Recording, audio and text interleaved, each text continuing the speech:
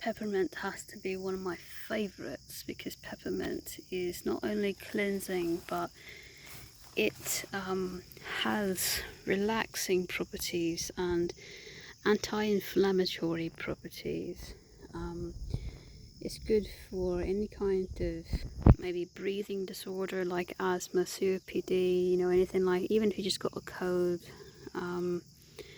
It puts it replenishes oxygen in the blood, and it strengthens the blood. Again, with any of these, everything I'm saying, it's pagan, ancient paganism belief. It's not necessarily been proven by science. So just keep that in mind. Peppermint is a very kind and gentle herb. It's very difficult to overdose on peppermint, but it is pretty powerful. If you ingest it, you'll just eating a few leaves, you're not going to want to eat any more than that, because it is really, that's why they call it peppermint. It's got a sting to it. If you plant this, expect to grow a field of it, because it will come back year after year. It will vine into other plants, and it will grow massively just in 1 year, just in a few months even. It will grow massively. So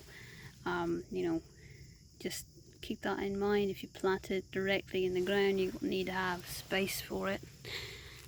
They do make flowers on occasion, and the flowers can be used in tea as well.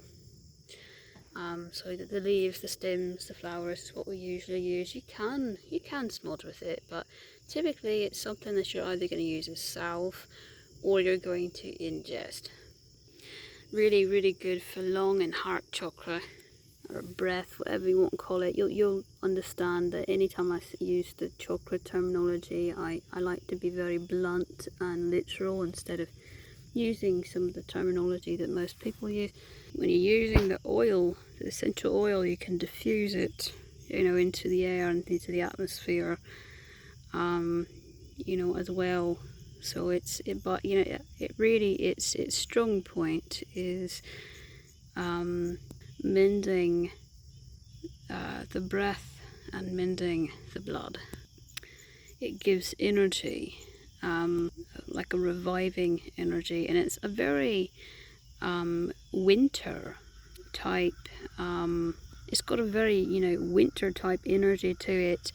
We were talking about burdock earlier. Burdock's got a fiery energy.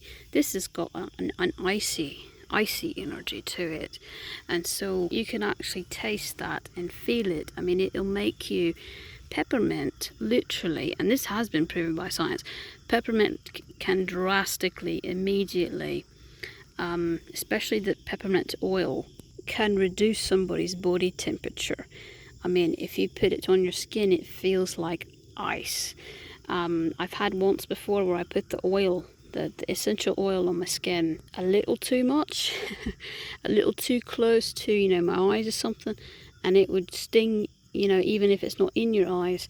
And there was once where it actually started, it got so cold that I went outside. It was not chilly, it wasn't freezing temperature, but I went outside and on a colder day, and realized that was actually crystallizing, even though it wasn't technically freezing. I would say it's a little bit above freezing temperature, but it froze before it should have. It literally has a temperature to it.